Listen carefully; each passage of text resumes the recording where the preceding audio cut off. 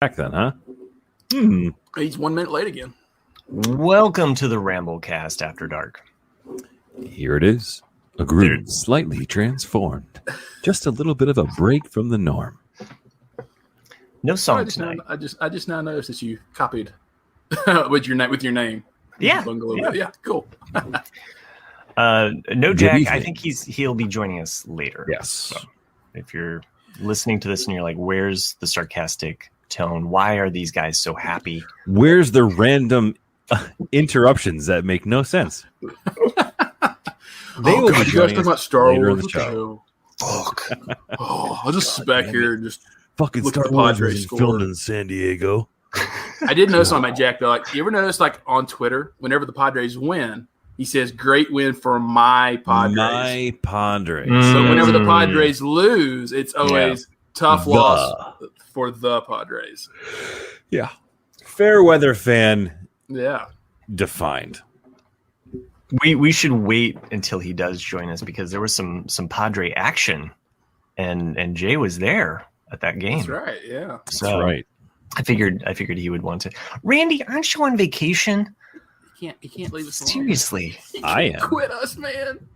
No, Jack is actually moonlighting on the Leftovers rewatch podcast. So if you enjoy Jack and you can't get enough of him, and you love that sweet, sweet sound of Ethan, check out the Leftovers rewatch. Oh, he does with Ethan. Yeah, he does that with Ethan. I feel bad. I'm making fun of it. I like Ethan. Yeah, no, he's a solid dude. I mean, aside from Matt Treast, he's like one of the two people that knows something in the chat. It's true. It's deep shade there.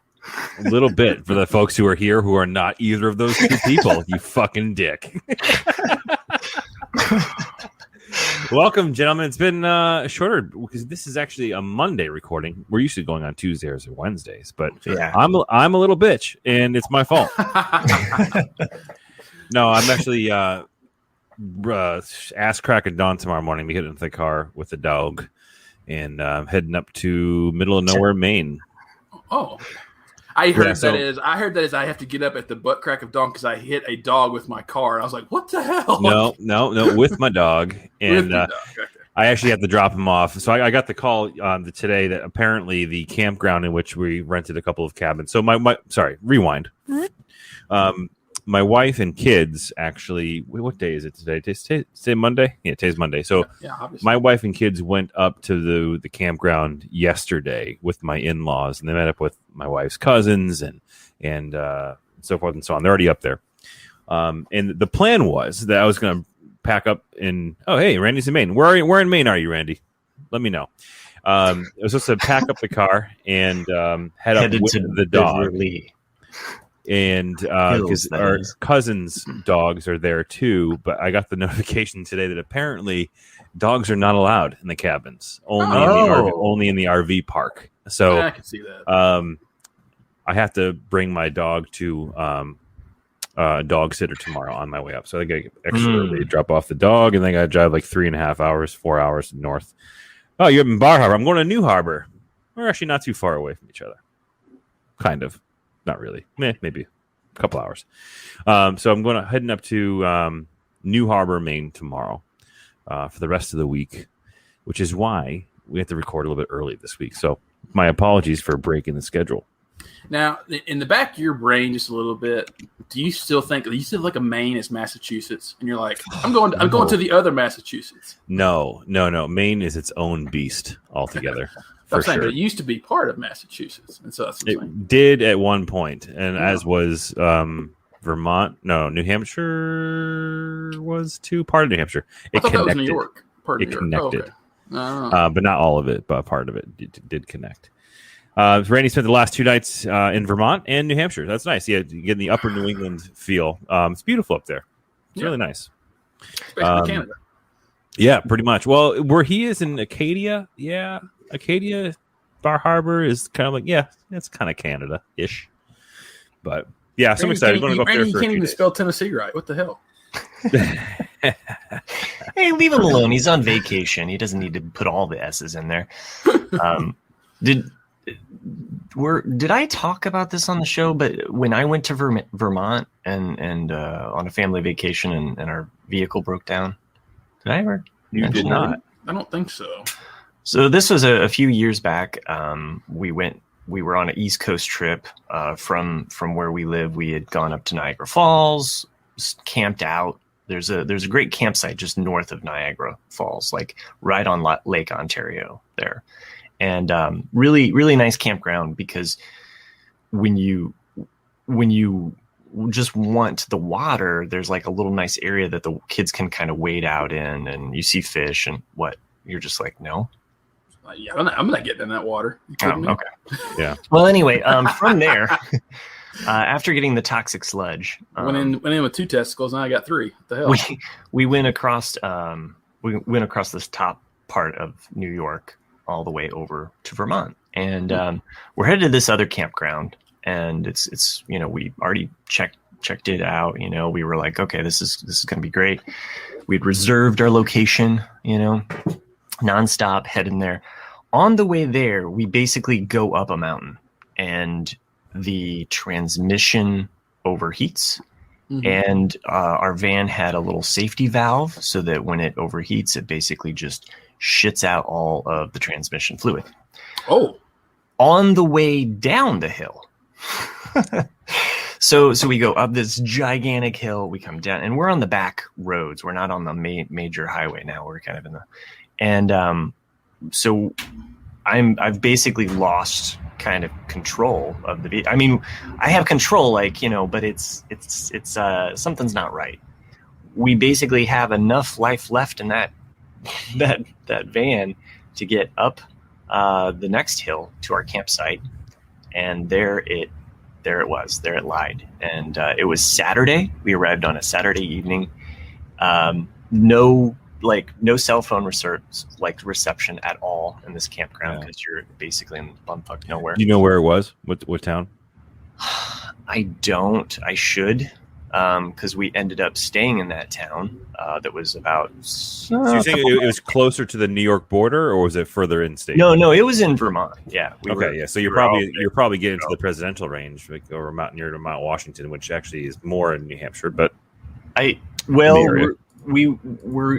think it was probably closer to the east side of Vermont, because I know that when we left Vermont after the vehicle was fixed, we kind of came over and then down that ridge that kind of runs the highway system that runs along Vermont and New Hampshire there.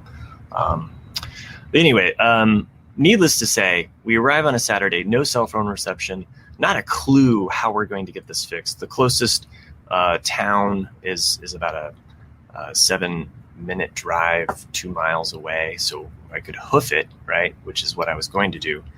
Sweetest angel of a man, basically thick Vermont accent.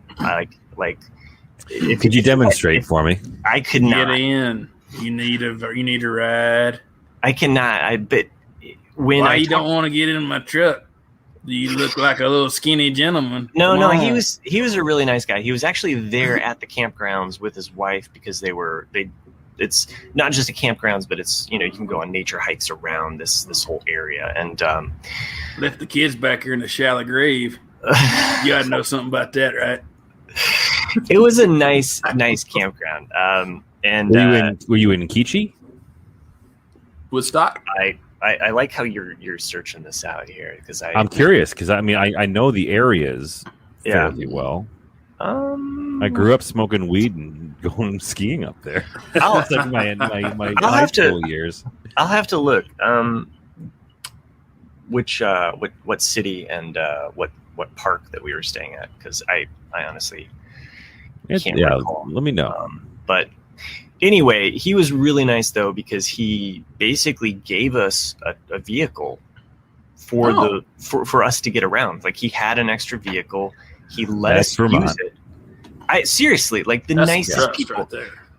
His wife went into town and talked to the one bed and, there's a couple bed and breakfasts because that's all there is. This is the beautiful thing about Vermont. Like, the shitty thing when you're stranded is all you want is like the rental place, and you want the Holiday Inn. But the thing is Vermont doesn't have any of that corporate bullshit, No. which is awesome about it. Like it's kind of like the other side of it. There are definitely more bed and breakfasts in Vermont than there are gas stations. That's for damn sure. It totally made sense. I watched Newhart growing up as a kid, and then it was just like, boom! Oh, no wonder. Yeah, his wife basically hooks us up with this, bed and breakfast. Really nice town. We found like a bookstore that had like a vegan, like a vegetarian, like coffee house like attached to it. It was just like the most pleasant town to be stranded in for a few days. So little did you know you were actually in the background of a murder mystery. Exactly. It's a Stephen King novel. We could have been. So he it's the weekend, so it's Saturday, right? We stayed on my face when I'm with you.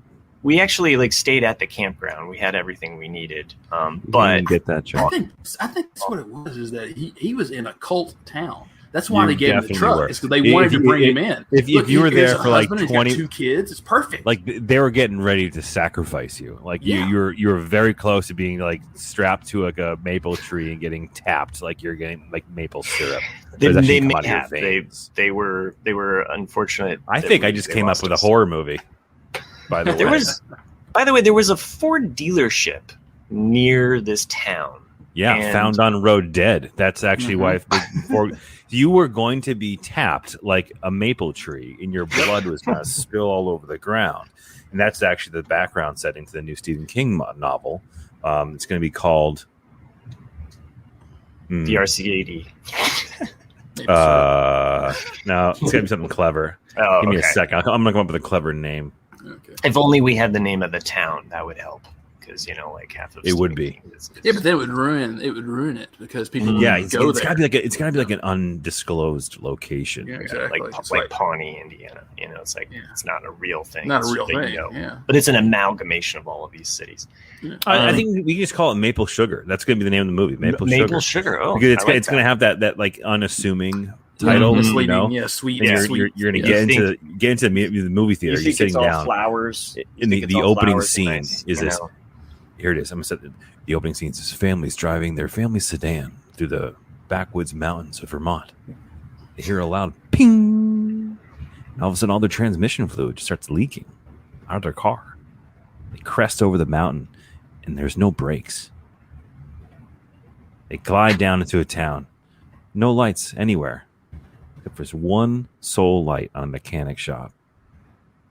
Guy comes out. He's got 2 teeth. Just 2. Only wearing overalls. No shirt. 1 boot. And he has a set of keys that he lends to you to drive. He says, you should go to this bed and breakfast 2.4 miles down the road.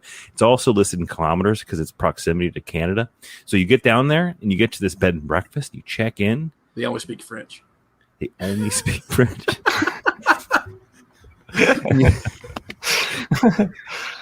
That makes sense. But you pull in, you look into there's all these weird maple trees in the back, and there's all these like pegs and all these maple trees, and the maple trees are red.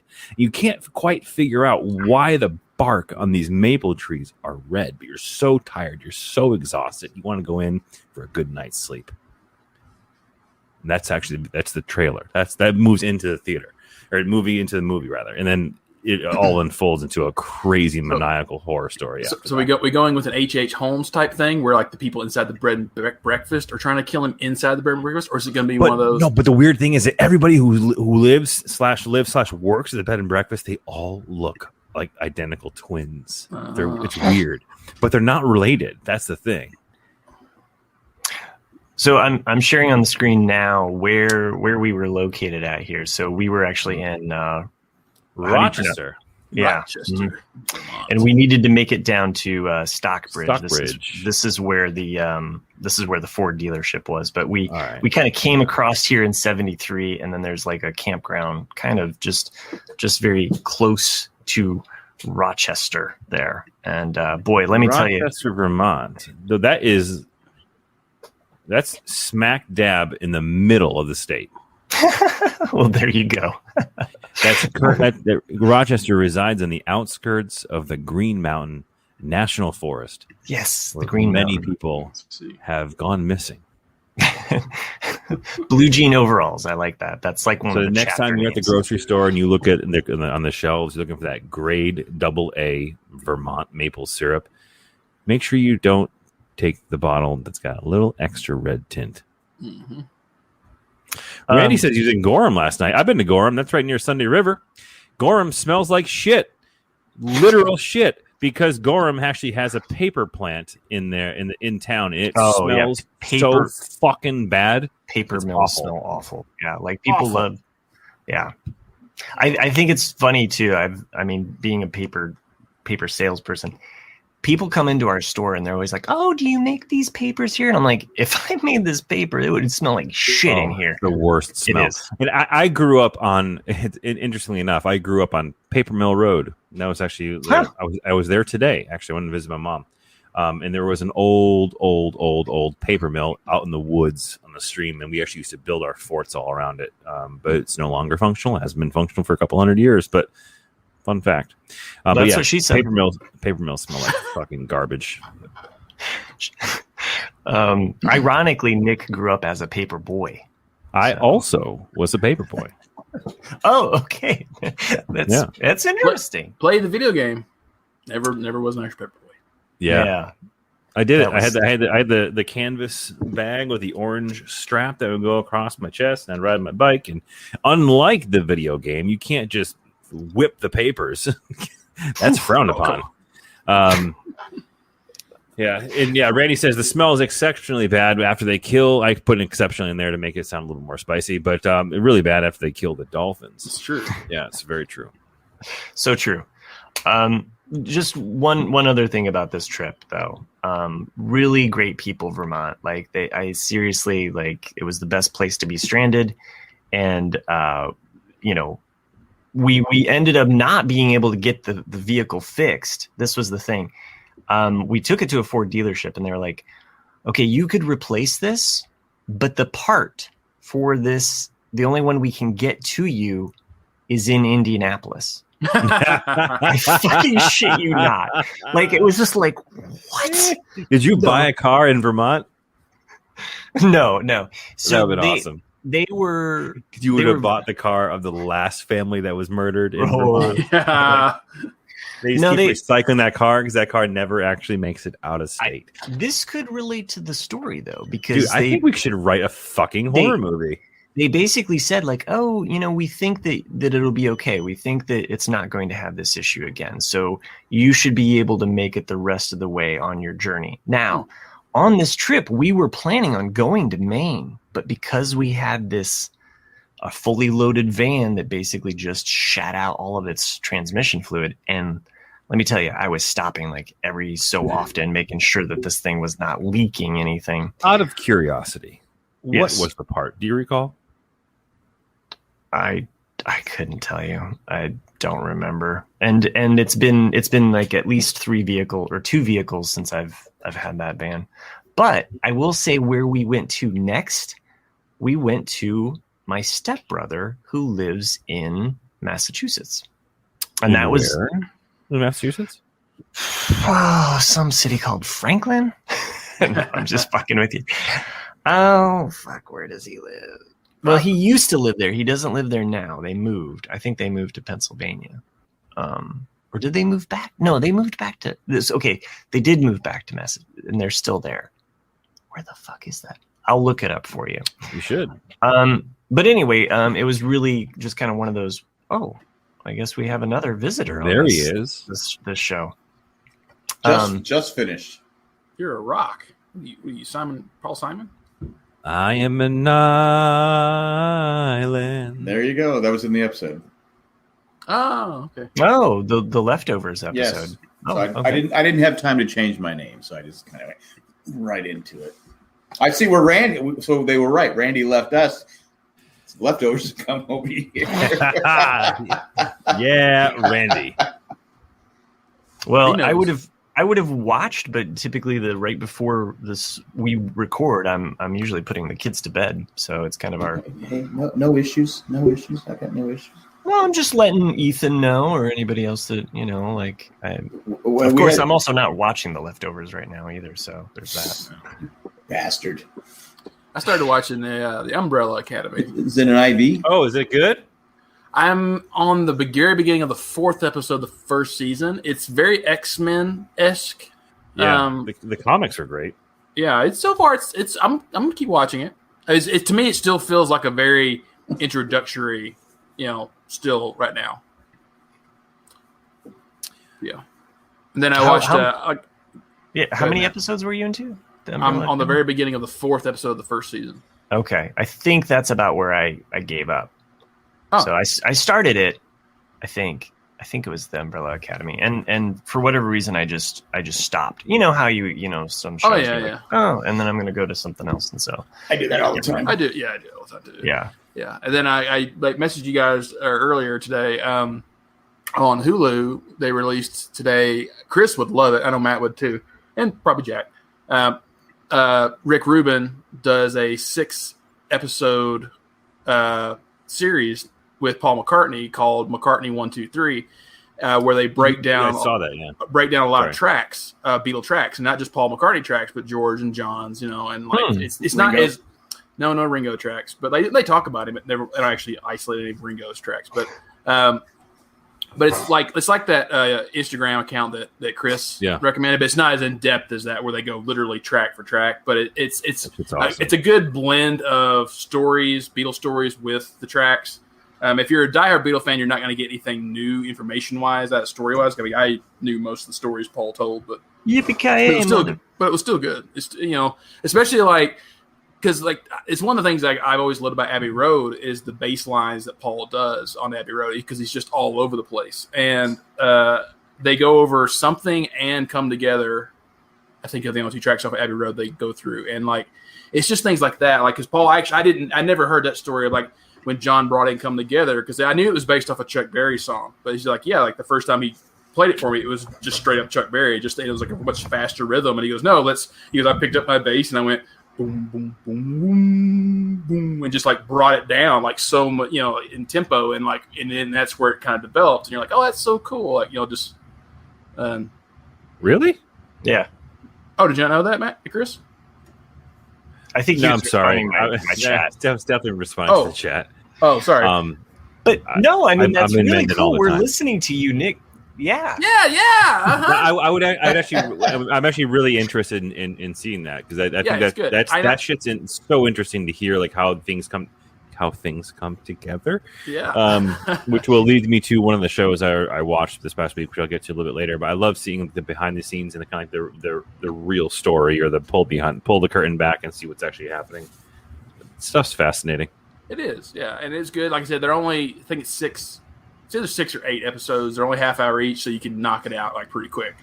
You actually, when it was over, I was like, "Oh, that's it." I kind of wanted to keep going. I wanted more. And I see John in the chat said, "Fuck the Padres." I don't know where that came from. No, that's just a general statement. We were talking about you earlier. Yeah. So I believe the term "fair weather fan" was brought up. It was by somebody. Floated. So you can check the tapes. Now, doesn't your team have to be good at one point to be a fair weather fan? Well, that's actually the scenario in question is the social media presence that you have when your team wins versus when the team loses. Kind of like the Patriots. How last year? We're talking about the Padres. No, but we can talk about how the Patriots last year. How many Patriots fans did you see on social media last year? 0? I was there. Okay, well, true fans. Well, we're talking about the Padres and you. Well, so I've always been there. This is really about you, Jack. This is an intervention. Yeah, this is about you. But I've always been there. With this team right here that never won anything, did I ever? But we're talking about the Padres. They don't exist anymore. You've Jack. disavowed them many times. I've heard you. I've been a Padre fan since day one. I don't know how to go well, back to the scenario in which we're highlighting was when the Padres win, you frequently are posting things like "My Padres won," me, and then when the Am I Padres lose, the posts sound a little bit more like "The Padres lost," Of not course. my Padres. Not my Padres. I'd like to thank my Padres for Well, making it happen. The joke it's an inside joke to anyone who's lived in San Diego. There was an announcer called Ted Leitner. Ted Leitner. Well, I'm just saying. He always would say when the Padres won, "My Padres." When they lost, he said, as a joke, he would say, "The Padres." Oh. So when I say "My Padres," I'm quoting that. It was an inside joke all along. I mean, that's a pretty elaborate. This guy was in San Diego. This guy came to San Diego from Philadelphia in the late '70s and just recently retired. I mean, he's been there forever. Did all the Aztec games. He's been. But now you got Don Orsillo, the man. Don Orsillo is legend. Is the best. He's the fucking best. He is fucking amazing. Yeah. I will say that. Even when the Padres were bad, I would tune into the games to listen to him and to watch him, because him and Mark Brandt together are having such a good time in the booth. I mean, they're literally that's Don. Don brings that. So like when he was in Boston for a long time, it was Don Orsillo and Jerry Remy, and the two of them together were literally the best thing about the games. Yeah, but you had Boston was winning when he came here. Well, he was here when Boston was not winning. Yeah, he talks about that, but at least they were competitive. When he came to San Diego, Padres sucked. It was kind of like watching Major League. Yeah, they were terrible, but he made the games fascinating. He's always been fun. And I was going to say the whole thing in Washington that happened the other day, Saturday night. Yeah, I'm watching the game, and I'm watching on my computer because I had to watch it illegally because Washington, the Nationals are in my area where it gets blacked out.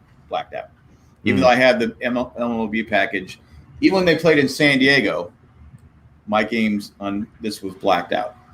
Yeah, because I'm supposed to drive up to Washington to watch the Padres on TV. I love my Padres, but I'm not driving up to watch them. Well, your son drove up to watch them. Well, I'm saying on TV.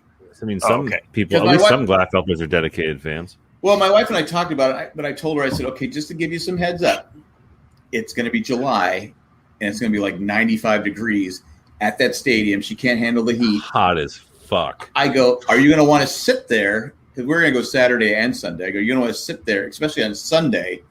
In that, she goes, no. I said, okay, there you go. But so Jay and Colleen and the grandkids went, and they weren't supposed to go on Saturday. But they finished going through the whole, all the different stuff in Washington that you can see. Well, some of it not possible. You can't see it all. No, it's impossible to see it. So they got $8 seats. You can buy. I guess you can buy spend $8 each to get in halfway through the game.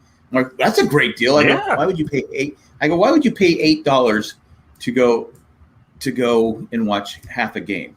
I go, I'm gonna pay.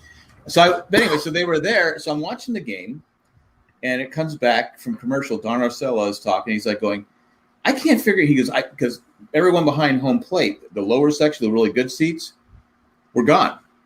He goes, I can't figure out why they're all gone. Him and Tony Gwynn Jr., Tony Gwynn's son, was doing the game with Don. And so I'm like going, well, that doesn't make sense. He goes, it's not because they were talking about the threat of rain and that the Padres need to get the lead before the thing. So all of a sudden they're going, why are there cops on the field? So they're going on and on and on and on and on. Finally, he says, okay, there's been reports of gunfire in the stadium. And so I'm like, right. I forgot about that. And so I'm like going, I don't have my phone. I'm like, what the fuck? And so I'm trying to, so they said, holy shit, well, they were at that game. Yeah, they were at that game. And I knew it. So right away I'm thinking, oh, this is a whole Vegas situation. There's some guy that's shooting people. Because you see, next thing you see is people just running for out of the stadium. Like, what the fuck is going on? So I go, oh fuck, I don't have my phone. My phone's upstairs. So I go to my wife who has headphones. I go, and she's like, what? I go, give me your phone. And then right away, Don Orsillo comes on and says, sorry, we have to break away. The cameraman and everyone else is running for safety. So it goes blank. I go, are you fucking kidding me? So I'm like, I go, give me. She goes, what? I go, give me your phone. Give me your phone. So we're trying to call we're texting Jay, and they don't know what's going on. Yeah, They got a message saying you have to stay in your seats, but I'm seeing what I saw was people just running, just bolting out of the stadium. So I'm like going, okay. So I was on Twitter trying to figure everything out. Long story short, Jay finally FaceTimed us, and then we told him what was going on, and then everything going on. But it was just my wife goes, I've never seen you freak out like that. I go, because I'm watching the game, and they're telling, and Estella was being very calm. They both were trying to figure out. You were concerned for the Padres, weren't you? I was. You got and hats off to Tony, not Tony Gwynn.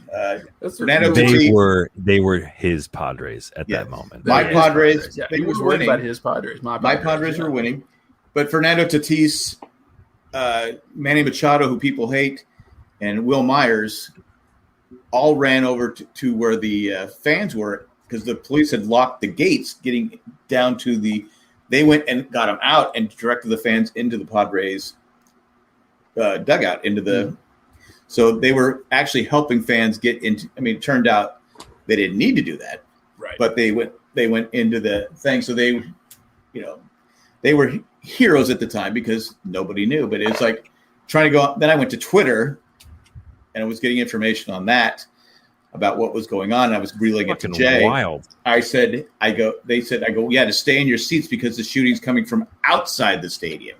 Yeah. And then you can actually hear on a video, I did a video on my YouTube channel where you actually hear the shots as they're just about ready to go to commercial break. If you've never been to Nationals ballpark, it's open. I mean, especially with that one where left field and left center, it's really open. So it's like the streets, surrounding streets are right there, so you can hear anything going on out there. You could hear the gunfire, and I think what happened was someone said it's coming from inside the stadium, and it's all it took to start a stampede of people. Just you can understand with all the violence going in the world. So, I admittedly, this is kind of fucking terrible to say out loud, and I think it's just because of the nature of the society in which we live in now. I think I got a notification on my phone saying there was someone who was shot outside of Nationals Park, and I actually kind of dismissed it, which is fucking sad, but it's crazy. Like, so I was never truly connected to how everything rolled out. So I'm hearing this first from you. Like I said, I would have had the same probably reaction if I wasn't watching the game. And so what was the premise of everything? Like what happened was one car drove by another car, and there was a drive-by, and I think 4 people got shot. One person was just standing out. She was actually at the game, I guess. She was standing outside the stadium, and she got hit by a stray bullet. And she wasn't seriously injured, but like 3 other people were shot. In this whole thing, and you hear boom, boom, boom, boom, because it is a bad area. There's a lot of gang violence in that area. There's a lot of stuff because people are saying I hear gunshots all the time, but I guess it was so close that whatever happened, someone's from inside started saying it came from inside. So not to minimize it, because it's not any more or less important, but was the dispute have anything to do with patrons of the game, or was it a completely separate thing that just happened in proximity to? It was someone was trying to shoot a Giants fan. Was. They're so obnoxious. No, I'm kidding. Oh. That was awful. That was not even a fucking Giants game.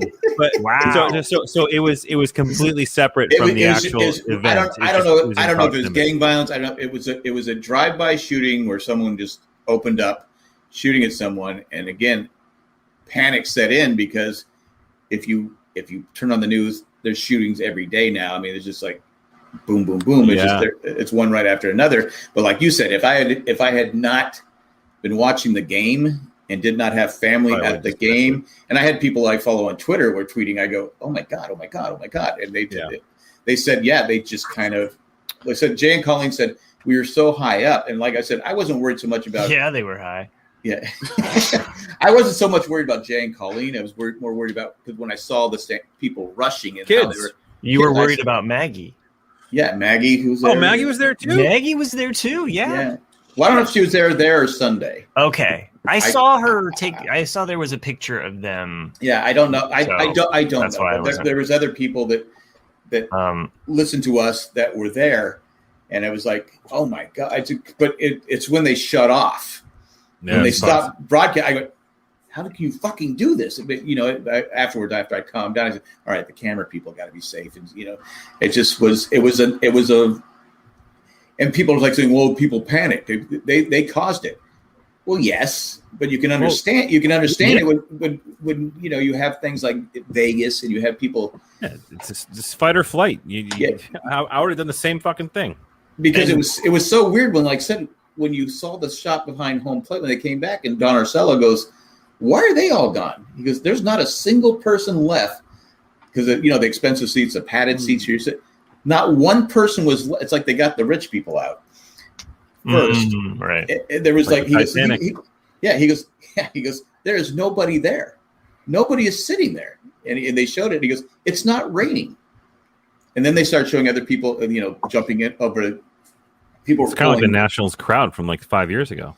Yeah, exactly. My Nationals.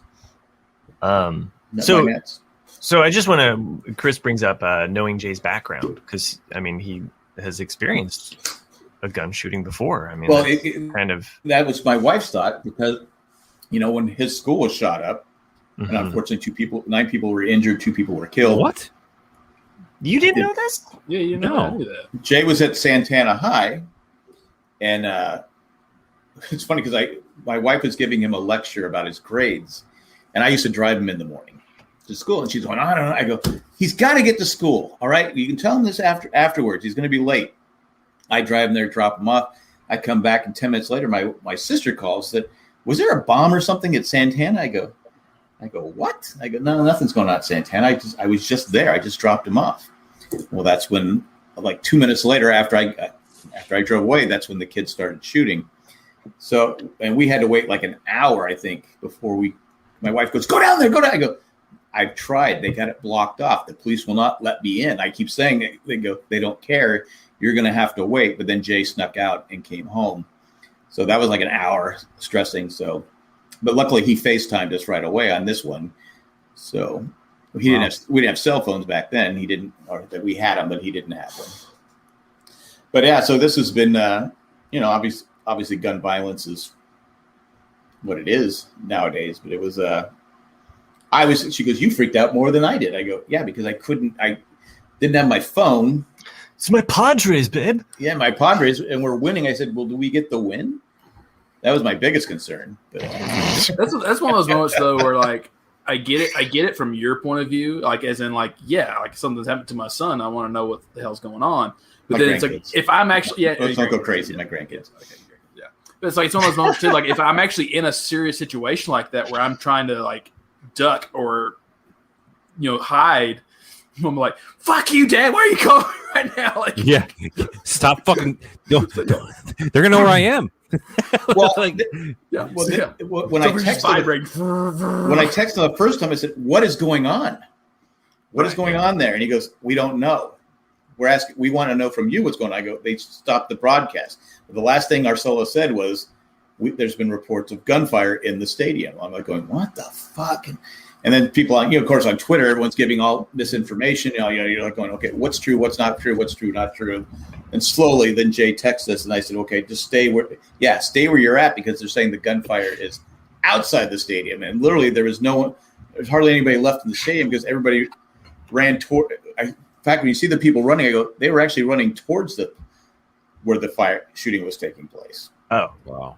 So, well, it's such a big place. I mean, if you hear they're shooting, or it's panic that would ensue. You don't know where it's at. You don't know where. Well, plus, say someone has a gun up at where Jay was sitting. Top, yeah. You're a sitting duck. I mean, But even not to dismiss that it was just a drive-by, but there was a gunman that was like arrested in Chicago. Yeah, he had sniper plans. In a hotel, and they. Are you talking about Colorado? No, this was in Chicago. Well, for the All-Star game, they No. I'm talking about like 4th of July in Chicago. Yeah. There was a gunman that had a hotel room that was up high, and he had ammo there and basically an arsenal that was going to look out over a kind of a major section for the 4th of July, and they thwarted it. They captured him. You're talking about Tombstone. What? Chicago, Tombstone. No, but I just want to point out that Jack is making jokes because that's how he deals with anxiety, and that's how I would. No. But you heard about the All-Star game. You know what they have. Do you know when the All-Star game happens though, Jack? It happens during the All-Star break for commercial. Break. Yeah. Classic All-Star commercial break. Yes. But you guys didn't hear about the All-Star game. Maple syrup. No. Go ahead. Inform us. In Colorado, some maid was doing some room, and she noticed a large amount of weapons of this place overlooking Coors Field. And she reported it, so the FBI came and they arrested 4 people who had tons of ammo, tons of things, and they were planning on it. So they were planning on. I mean, it hasn't come out what they were planning, but put 2 and 2 together that they were probably going to be opening fire on the people going to the All-Star game. I mean, it's almost like they're going to have to put up bulletproof glass on hotel windows, and you can't open up the hotel windows to get anything that's facing where people are walking. I mean, it's you're going to have to. There goes your hotel skyrise, or the cost of being in there. I mean, that's the other. But I'm saying is you're going to have to. What can you do? I mean, you can. I mean, a lot of these shootings are not getting to the whole gun control debate, but a lot of these shootings. Say, what can you do? I'll get some pennies in a bunch. You pass fucking common sense gun control laws, and it solves a lot of it. It would solve some of it, but a lot of these guns that you see all these shootings are from people with guns illegally. They like this one in Washington. I'm sure they shouldn't have them. The thing is, how do you get guns out of people that are even that argument aside, like just that just pushing that aside. I was talking to my brother who's ex-Marine, did 2 tours in Iraq.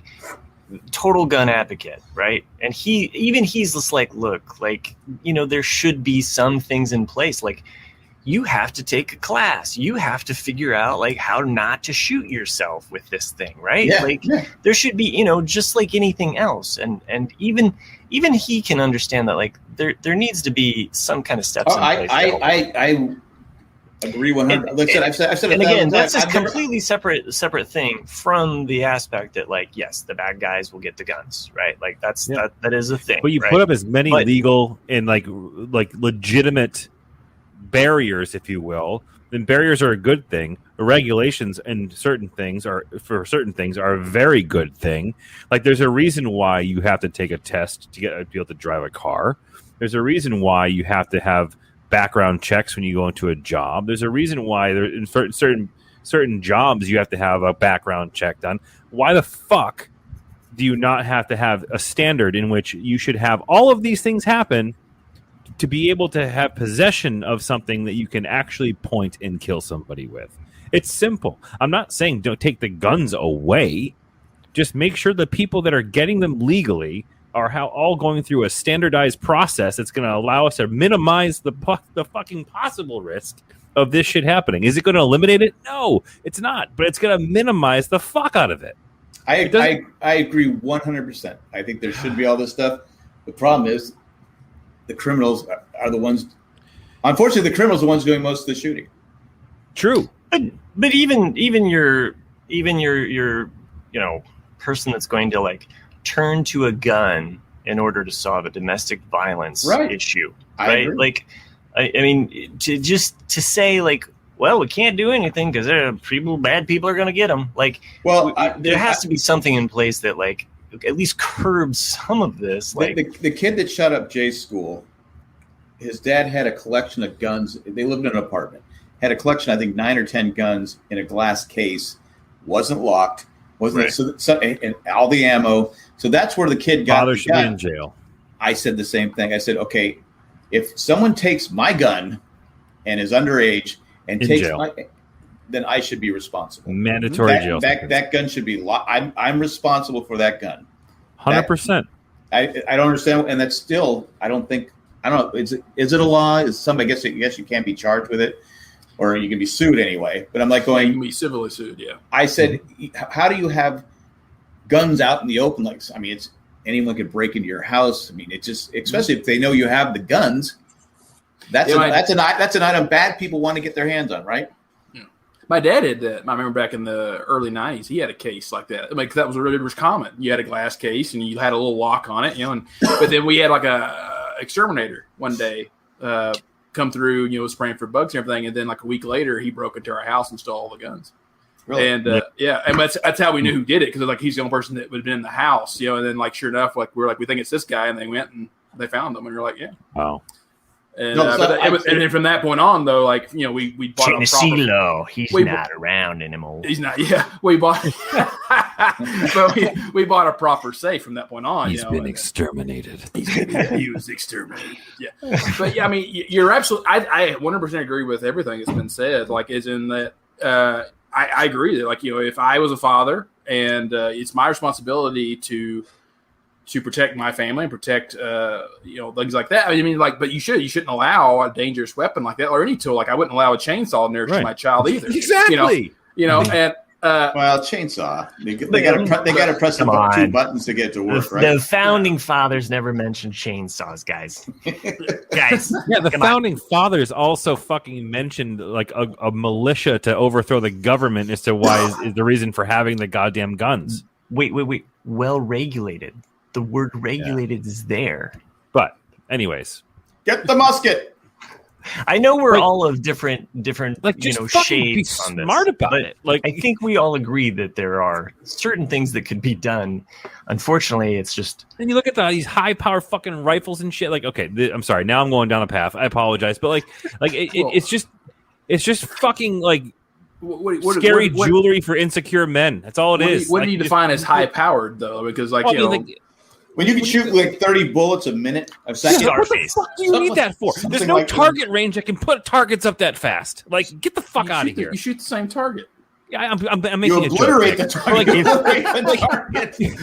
It's just stupid. Like, it's fucking stupid. If the gun was featured in Scarface, probably shouldn't be. Like, when the guy says say hello to my little friend, if you have that to gun pay should be outlawed. US dollars to unlock this gun in Call of Duty, you should not have to fucking have possession of it. Like, that's a fucking war tool. Like, you don't need it. No one has weapons of war, period, in the country unless you have a Class 3 dealership, which is extremely hard to get. If you have an automatic weapon, it's not. No one in this country has an automatic weapon except a Class 3 dealer. That's it. You know how hard it is to get that? I only know one person in my entire existence that has one. I know. I watched a video today of a guy. It was a road rage thing. This guy got out of his car and had some kind of little tiny machine gun thing. He's shooting up the street trying to kill this guy in a truck. The guy's driving the truck through the. Luckily, nobody got hurt. The guy got arrested. He took out the fucking apple tree, though. I think he did, yeah. Did you see the same video? So I'm making that up. It was a joke. Oh, okay. He's spraying the bullets. But like in my, I think it was in my hometown, it was in my hometown. This is going back maybe like 5 to 10 years ago. There was a gun show. Because I grew up in Western Massachusetts, where it's definitely more on the rural side of the state, and they love their guns out there in Western Mass. But they had some show, right, and they had an Uzi. Like that's what it was, like a Uzi or a similar automatic submachine gun, right? And why? Don't know, but they had one on display with fucking live ammunition in it. No idea how that fucking happens, but this is a gun show where you can buy shit, right? And some kid from my hometown picked up the gun and went straight up and fucking split his whole head in half. Oh my god! Like, held the gun with one hand and pulled the trigger, went and just fucking spliced him in half. Like, this is a fucking gun dealer. Like, we should have put a trigger warning on this episode. These are the people that fucking sell the guns, right? These are the people who are not going through all this fucking. Well, actually, in Massachusetts, it's got pretty strict background check. But like, my point is, like, these are the people who have access to the ability to distribute guns, and this type of shit happens. Like, come on. Like I said, the video I saw today, this was in a residential area, and this guy's just spraying bullets all over the place. I mean, luckily nobody got hit by the bullet. He's shooting, and the guy in the truck is just hauling ass, trying to get, he doesn't care. Luckily, there was no kid playing out in the street because he would have run him over. It's just one of those. More has to be done, but I don't know. It's one of the freakiest things with my daughter entering high school that I think about. Yeah, like I just, I think about it all the time. My daughter's a teacher, and I think about it all the time. Yeah, it's such a complex school too. Yeah, it's a complex issue because there's a lot of things that, like I don't agree with police having military grade weapons either, and it's one of those things that I wouldn't budge at all with surrendering anything until I know police don't have freaking tanks and they have fully automatic weapons, whereas we don't. And to me, that's just as scary as some nut job having a fully automatic weapon, because I just don't. I don't trust police. I don't trust the government. Period. I mean, heck, you never have trusted the government. I never have trusted never. But I'm terrified of my kid too, man. And my wife, she works in a school. Like the school where my wife is a guidance counselor at is literally 100 yards away from where the shootout was with the marathon bombers. Like when they end up catching up to them, and is in one of the suburbs of Boston called Watertown, and like. My wife was part of like this, in post, was part of this whole task force of like trying to make sure all the kids are okay, because one of the kids in her class like has bullet holes in his goddamn in his closet. Like he lived right where the final shootout was with the brothers. Like it's fucking stupid. Well, I know I always joke about when I was a kid, we had duck and cover. Yeah. It's like, which was, nuclear explosion going on. Get on your desk. I'll tell you, those desks that you guys had back in the day might actually be able to withstand a nuclear blast. Yeah, I'm sure they could. The ones with the built-in pencil sharpeners and shit. But it was like once a month we would have those random drills. The sign would go, duck and cover, kids. Cover up. Well, now it's unfortunately they teach kids how to, if there is a barricade the fuck out of the door, is how to protect themselves. And I know they suggest kids not get those shoes that, the shoes that light up. Oh, right. They tell them not to get those shoes because if they turn off the lights, what are they going to see? They're going to see those shoes. I mean, come on. The kids can't even have shoes that light up because they might be a target. They can't have their dads calling them on their cell phones either. Just thinking about, like, I'm sure Matt probably did, Chris didn't, but like the stadium was still lit up. We had more tornado drills than anything else in my school growing up. I'm sure Matt did too. Chris, we didn't have tornado. I remember doing a similar to duck and cover. I remember getting under my desk back in 86, 7. Yeah, we had raining drills in San Diego. It would start raining. People would say, do you know where you have a raincoat? Do you have an umbrella? Okay. No, I mean, Nick, you're right. It's something that you and I share is all of the tornado drills that you have to go through. And when you're a kid, a tornado is like one of the most terrifying things too. More terrifying than a nuclear explosion. Well, I think no, but I mean, like, I'm talking about a natural, because it can come up at any moment. Well, so can a nuclear explosion. We don't. I think I told you guys a long time ago, like where I grew up is in the top 10 worst regions of the United States to live in. Because Tennessee. Yeah. No, there's the whole New Madrid. Oh, I thought you were talking about the whole state. Yeah. New Madrid. Is that like basically right where it's like an air gun? Where the Missouri, Boot Hill, Kentucky, Northwest Tennessee, like that whole area meets in southern Illinois where it meets, because you have the New Madrid Fault. So if an earthquake happens there, like you're basically everything from St. Louis all the way down to Memphis is wiped out. They're fucked. Tornado Alley, the humidity factor, your obesity and cause of heart attack. Like basically if you have any kind of heart condition in that area, your odds of surviving a heart attack are really small, because you have to be airlifted anywhere because there's no really great medical services. It's one of the top it's like it's number 8 of the top 10 worst places, I think, is where the last time I read about it. But yeah, it's a good old home for you. I think also like living near Yellowstone and knowing that that's a super volcano, yeah. And if it blows, like you're just we're all pretty much fucked. I'm within the death zone of that if it goes off. But I think it would be better to just die immediately because if the super volcano blows, like you don't want to be part of the nomadic homeless people trying to like live off of human flesh. You don't want to be part of that. What the fuck are you talking about? Are you talking about are you talking about Los Angeles? Talking about like if Yellowstone erupts, the super volcano underneath Yellowstone, it will unleash so much ash I'm worried about into the the one air. in Jellystone. It'll be like a blackout, like extinction level event. It'd be nuts. Well, I mean, when Mount St. Helens erupted on Mm-hmm. May 21st of 1980, How the fuck do you know that? because on the day of my birth, May 28th of 1980, I knew I was Ash. going to relate. the ash from that eruption It's always flew over the mine. East Coast. And it And touched it- him on a There was forehead. ash on my parents' cars. They always So tell the story You how thought, like, you the thought you were color- Catholic. You thought you were a Catholic, right? I was Catholic. Until I reached the Ash age of Wednesday? reason. George Carlin. But yeah, there's ash on on the cars. They had to like clean their cars off because the ash, and they said it was the most ridiculous sunsets the week that I was born because of the ash in the air. Yeah. Oh, now I know how you. There's one. I was an adult. It's somewhere around the Little Ice Age. Yeah, you're old.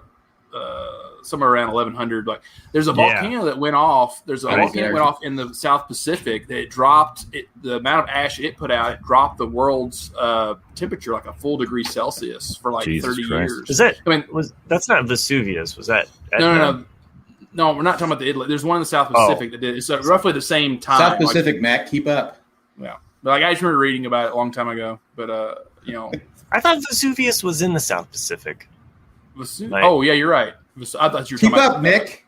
No, Vesuvius is in Italy, isn't it? I think Mount Vesuvius is definitely in Italy. Yeah, it's in Italy. That's Keep up, Matt. Vesuvius. yeah. Come on, Matt. Yeah, it's in it's the Naples. It's stratovolcano in right near Italy. Naples. Yeah. Come on, Naples. Well, I guess that would make sense. Man, with it looks like a the big Euro- butthole. the European painters. Well, because Well, it wasn't I know- 1100. I'm pretty sure Edward Look at Monk, that fucking like the thing. Scream. So if you've ever seen the Scream, the Mm-hmm. painting The Scream by Edward Monk, it's like all red and no. Yeah, It was I don't- because I- it I was don't inspired by the sunsets seen by. Oh, really? I thought it was Vesuvius. So, but I could be wrong. Vesuvius. On which You know, one it is. But those People do all that event happened way before the screen was painted, though. Yeah, man. You see all these people who are I doing thought- like these hikes and Okay. shit. And Then like, I'm wrong on all my art facts there. Dude, all I these know people it was are doing- inspired by a volcanic eruption. Because Okay, there's that Norwegian volcano, like was it last month or 2 months ago, where there was like Iceland. or Iceland, yeah, where the drone got melted and shit. Like you see all these people doing all these hikes around these active volcanoes. I was just just looking at walking right up to them, Mount yeah. Vesuvius. There's people who are like taking selfies and shit next to the volcano. Like, what the fuck is your problem? Like, you realize that you literally increase your chances of dying in the next 5 minutes by Oh yeah. a million. But how Just many like likes? making that But how many likes are you getting on Instagram? Yeah. Come on, man. As your arm just like disintegrates right in I'm front just of you. Like, getting angry. I'm getting I got- angrier I got and a million- angrier the I got a older I million- get. I got 1 million likes. I guess, I mean, technically you could have the same argument because, I mean, I have jumped out of a plane. So, I mean, I definitely increased my chances of dying Did next you have a time. parachute? I did. I'm gonna. That's on my bucket list. Krakatoa. That's the one. Krakatoa. Oh, good. I think it's Krakatoa. I like my Is it- screen was inspired by the Chargers leaving Because San Diego. it was in 1883, and then his painting was 1893. So, but yeah. So, Hey, can we take a fork in the road here and go down a different path? That's something I wanted to share. well, there was one email that kind of relates to just. That's what I was about to say. We got an email about Yeah. art. Yeah. We got- So- wait, is it from Randy? Yeah, How'd you know? this kid, Okay, this okay. little Randy writes in every. He's like an 11-year-old little kid. He listens to our Since when do I podcast. have fucking wrinkles next to my eyes? What the shit is this? He's like was it? We had the guy who used to email. Now he's like 30 years old, but he used to email or he used to call or email every. And Jay would. I go, will you just play his fucking caller's email? Anyway, go ahead. Randy writes in, art imitates life. I may be on vacation, but you can't get rid of me that easily, at least if there is Wi-Fi. Did you hear about the artist that was Baroque? So he's not in Vermont. Yeah, Randy, I have heard this one before, but yeah, did you hear about the artist that was Baroque? He's Baroque. Baroque, as in period. He stole the Monet to buy Degas to make the Van Gogh. to buy Degas. I get it though. The Monet to buy Degas? Like, I don't know. You need the money to buy. I remember reading it. Degas. The gas. The gas. Fuck. Sorry, I fucked it up because I actually read how the name is pronounced. I not educated in art. Apparently not, because I didn't remember the Krakatoa thing. I drive a fucked up van, and then I know art, but I left that van in Vermont. Randy, I'm gonna tell you. Thumbs up, Randy. That's an intelligent dad joke. I actually like that one. Yeah, we got another email too. Even though Matt fucked it up. But Chris had something that he specifically that I interrupted him from. So we'll get to the email at the end. So where'd you get all those wrinkles around your eyes? Dude, seriously, what the fuck? What is this shit? Since when did that happen? I never had those before. I got it. I smile now, like, God, it's good. It's a good thing you never smile, Nick. I know. Anywho, so I'm just gonna talk like this for the rest of the night, so I don't wrinkle up my face. No, so I the lovely was on lunch break the other day. I wanted to watch something, so I was kind of just random shit on HBO. I think it was HBO Max, and I came across a documentary, which I think is now been a couple of years in circulation, so it's not new. But I watched Class Action Park. Oh, that's it's amusement parks, right? It's a documentary about Action Park. So here's the crazy thing is, like, I remember as a kid growing up in Western Mass, which we're probably about 2.5, 3 hours from New Jersey or New York. We would get the advertising for a lot of these New York, Pennsylvania, New Jersey, amusement parks. Hershey Park. Hershey Park in Pennsylvania. Yeah. So like, we would get these advertisements. I would see them on TV as a kid. And I remember vividly being like, I fucking want to go to Action Park. This place looks fucking insane. And fast forward 35 years. Place was fucking insane. It's in Vernon, New Jersey. New Jersey. So the documentary on HBO Max, I highly recommend. It's a great watch. Go and check it out. It's about how Action Park became. And essentially, the story goes is a guy who was essentially kicked out of Wall Street and had fuckloads of money, didn't like rules so much, so he created an amusement park that literally had no rules, and it was completely run by 14, 15, 16, 17-year-old kids. And the sued. The story, it's funny you mentioned that. It's called Nick, class action, right? Because one of the premises is that there was no insurance companies that would back it. Right. So he created his own fake insurance company in insurance. That's actually not even making shit up. It's actually part of the story. Well, I mean, how do you create your own fake one? You have to watch the documentary. He had to have greased some hands. It's a problem. You got to watch the documentary. It is fucking unbelievable how this actually existed. Now, isn't this the premise of the first Teenage Mutant Ninja Turtles movie, where there's an underground? What? You guys not remember the first movie? You should be old enough to remember that movie. There's all those kids down there underneath the city, and they're all skateboarding and shit. The hand clan. The foot. What's the hand from? Hand is from something. It's hand, foot, mouth disease. No, the hand is from what sci-fi show? Seinfeld. No, it was a purple blue hand. Anyways, Flash Forward. Really? Flash Forward? I think Flash Forward had a hand, didn't they? Anyways, Action Park. So this place is fucking insane. I was floating okay. Like this super rich dude from Wall Street came in and had all these crazy fucking ideas that if you were sitting at a boardroom meeting saying, I had this idea to build this ride or this attraction, everybody would be like, fuck you, you're stupid. You should sit down and shut up. But he was the guy in charge and he was making the rules and he made it happen. So you had all these creations that nobody in their right fucking mind would ever approve, let alone let actually be operated in full fashion with public coming in and doing it. But put everything all together, the place was literally run by a bunch of drunk teenagers.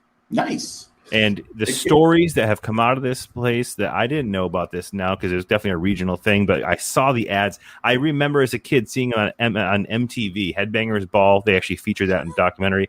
They had like a couple segments from Action Park. It looked like the coolest fucking place because it was. It was literally Neverland. You were sold a drunk teenager. Yeah, it was. But you got to check it out. That's a different kind of Neverland. Well, it reminds me of a sketch on Saturday Night Live with Candace Bergen and Dan Aykroyd where he's sell dangerous toys. Yes. Like remember a bag of glass? Mm-hmm. Oh, come on. No.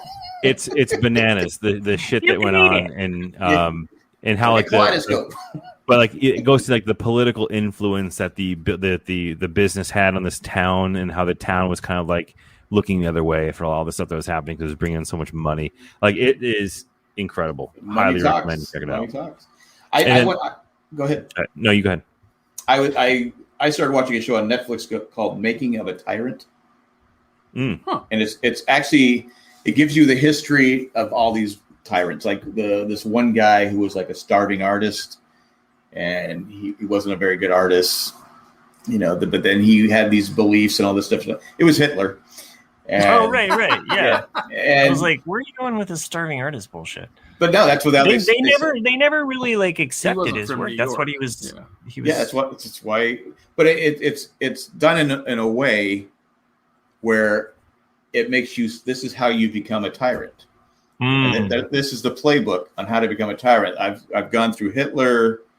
Idi Amin, Joseph Stallings, and Saddam Hussein so far. Next is Gaddafi. Were they all artists?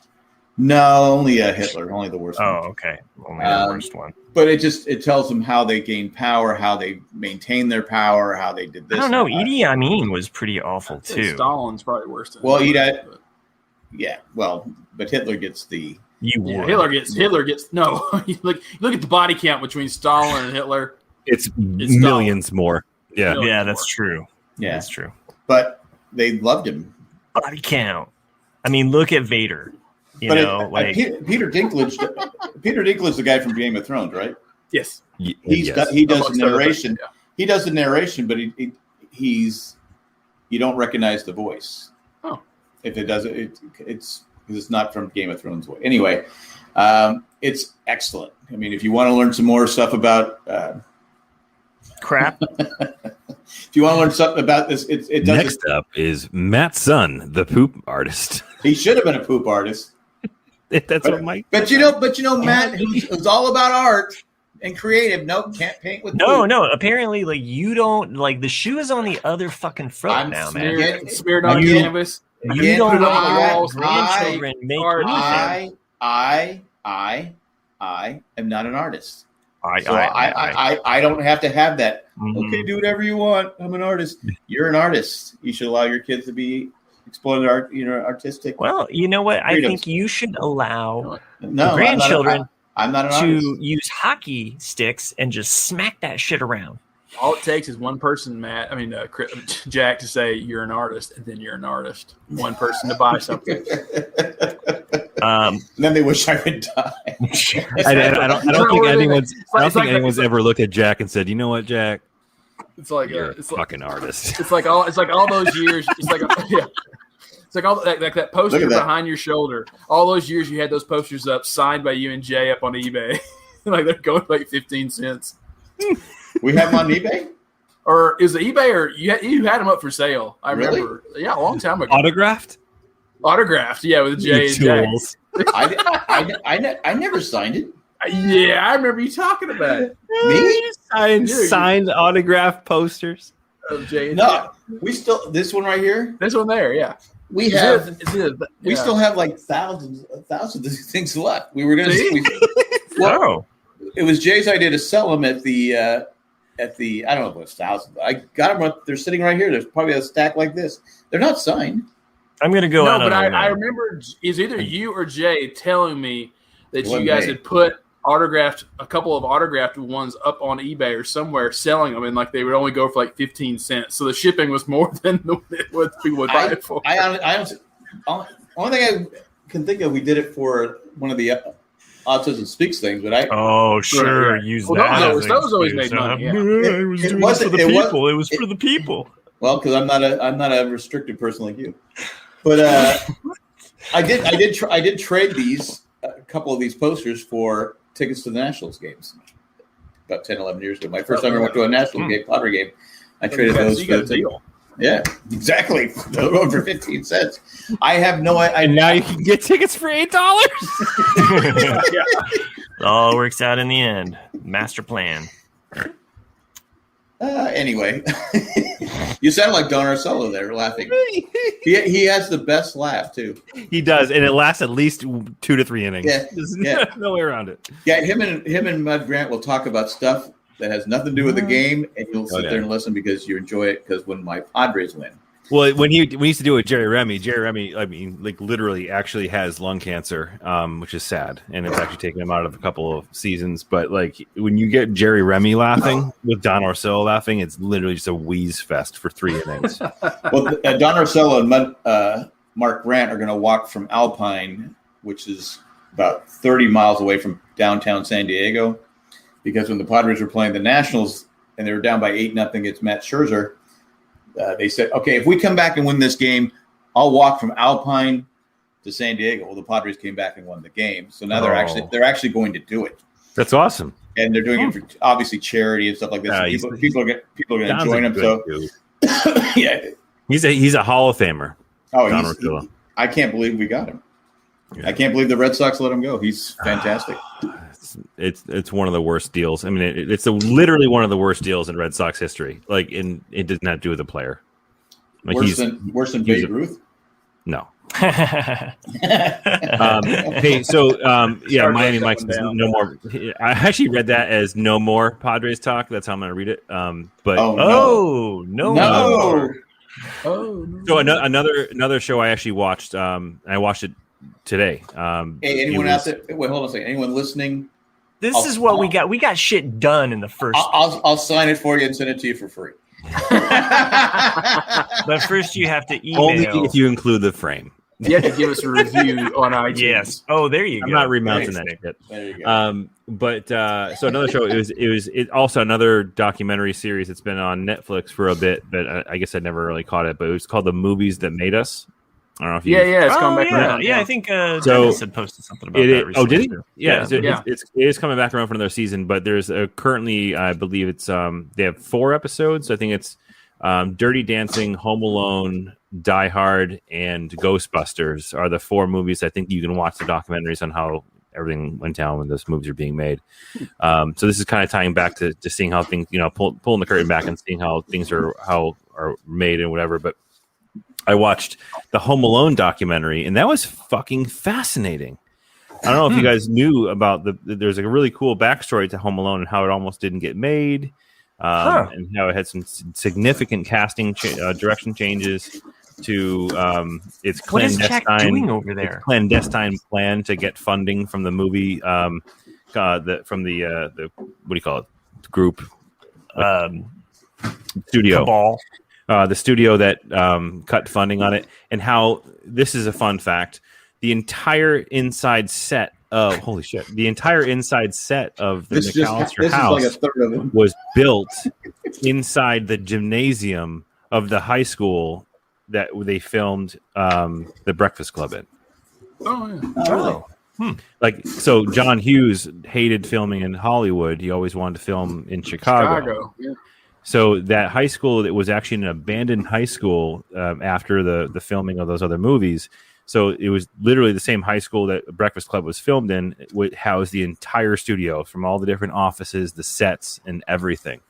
Do you have any new Dia stuff? To see it. I don't. Anyway, yeah, I always love with Ferris Bueller's Day Off was such a big movie for us. Same high school. Yeah, my wife hates that movie. But like, it's funny as you get older. Like I've said, I've heard so many people as they get older now going like, I really find myself sympathizing with Rooney now, with the principal, and they're like, and they actually make a joke about it. They actually make a joke. They actually make a joke about it in New Girl, saying like it should be called "The Day Rooney Tried to Do His Job." He's trying to be a principal. They're not wrong, but again, I don't ever remember rooting for Rooney. No, but because Ferris he just wanted the day off. I think the principal went a little overboard. Have we talked about the conspiracy about that movie? About I told you about it. I thought. Yeah, you did. Was it you that told me about it? Yeah. Yeah. It's all in what's his name's head. Yeah, it's in Cameron's head. Yeah. Yep. Yeah. It totally makes sense too. When Cameron was in Egypt's land. Let my Cameron go. Yeah, he was 29 when the film was made. True. Yeah. But I mean, it makes total sense. That he has like a split personality, and he's really Ferris to everyone else, but he's Cameron to himself. And Mia, whatever her name is, the girl. Yeah, Mia the girl. That's his real girlfriend in real life, and she just sees him as Ferris. Because like in the scene when they're, especially in the end when they're I don't see her and Cameron together. I don't either. But like when you look at the float scene. He's projecting himself up there singing Twist and Shout, and you see him and the girl holding hands like they're a couple in the crowd. So it's like a lot of stuff that it makes total sense if you choose to view it that way. It's a weird. So cool. Yeah. I don't think it was intentionally written that way. It just kind of works that way. Cameron wasn't Justified. Played a dentist. He's also in Speed. Yes, he's in a lot of stuff. He's a guy who was afraid to cross the little road, the little wooden thing panel they had there. He's been in a ton of TV shows too. He's in Twister. He's in Succession. Don't fold the maps. He's in Succession. Yeah, that's right. Yeah, he's the older brother. Yeah. Sherry, are you coming to the get together? Because he's asking that because he wants to save on the shipping because it costs more. I'd have to get a tube. I'd have to get a tube. I used to work at Mailbox, etc. I'd have to go out and go to the post office. That's the main thing. She's going to be there. So all right, you can. You know what? I'm going to bring them all there and just leave them there. I think you should.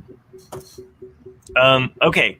Before I forget, did you guys finish Loki? Yeah. Yes. Oh yes. I did not. Go ahead and talk though. It's good.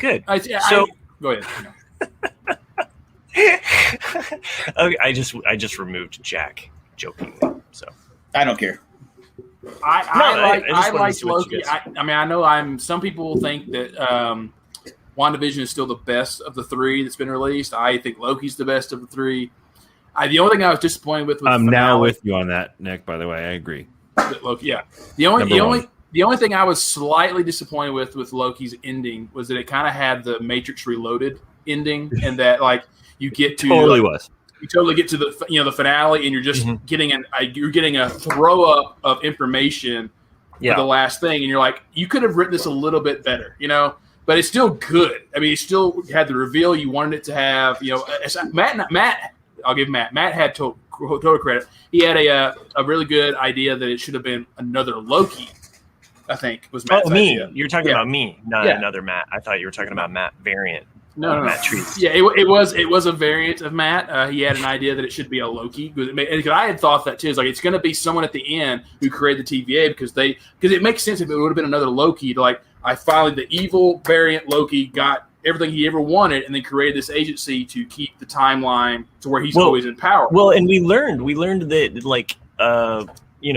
the one dude. Whoa or wow! Yeah. Wow! Oh, did you see somebody posted where they think they actually tied that into another movie?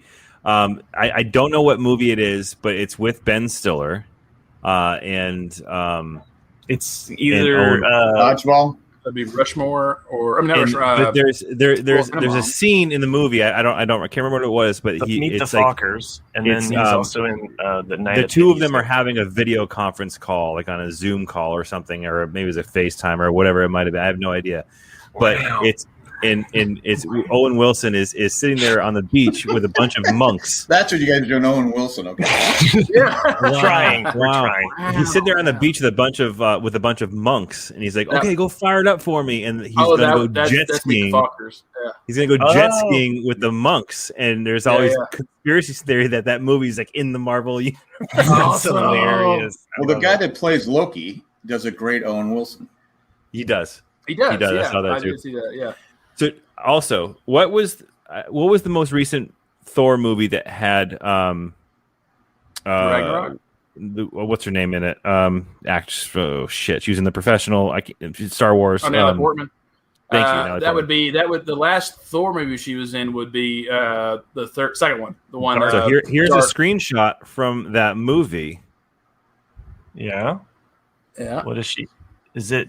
I just see a red face with green, and She's wearing the T-shirt with little. That's not Miss clock. Minutes. that's not Miss Minutes. That's Yeah. not Miss Minutes. No, that's not Miss Minutes. No. Miss Minutes is completely orange. brown. It looks like a red. But it looks is like weird, it looks like though, a that middle Miss- school eraser with half red, half green. I'm gonna pull up Miss Minutes. But by the way, Miss Minutes Miss Minutes. has basically 16 Yeah, segments, 16. Yeah, isn't that weird? which is totally strange. So Not when you think about time though, because like it's Miss Minutes might not be work based off of Earth hours. sure, possible. So, I was fine with. Pull it back up. Oh, sorry. I was fine with how it did go. I think I've been through enough Lost that you can have your theories and basically. I mean, I can see what you're talking about, Chris. Is that an bit of a orange? stretch? Though. Like an orange slice of orange, or is it? Miss Minutes is round. That's square. It's close, yeah. Okay. Maybe it's a different dimension, Miss Minutes. Like it's A variant of Miss Minutes, a variant perhaps? of Miss Minutes. Yeah. So that would basically erase most of Thor 2, which would be great.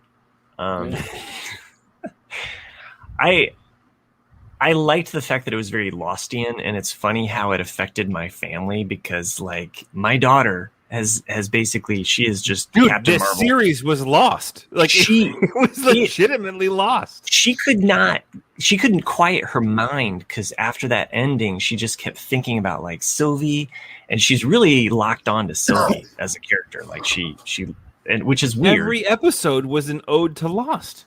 It even had a fucking hatch. So that leads This to is Loki. That leads They have to a fucking smoke monster. I remember you guys talking about that. that one. They have others. They've Did got they- from did- Lost. Did they explain the smoke monster? Okay. Yes. This leads in perfectly to Unlike Lost.